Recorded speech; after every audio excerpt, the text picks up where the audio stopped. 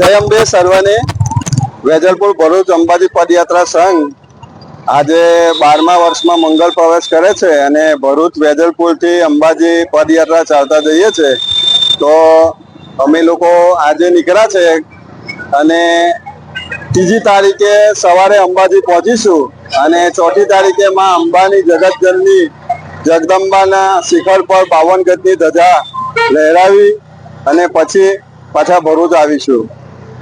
આ યાત્રામાં અમારા જોડે 60 થી 70 લોકો જોડાયેલા છે અને માં સર્વને શક્તિ હંમેશા આપે છે અને માં હંમેશા અમારી સાથે જ રહે છે।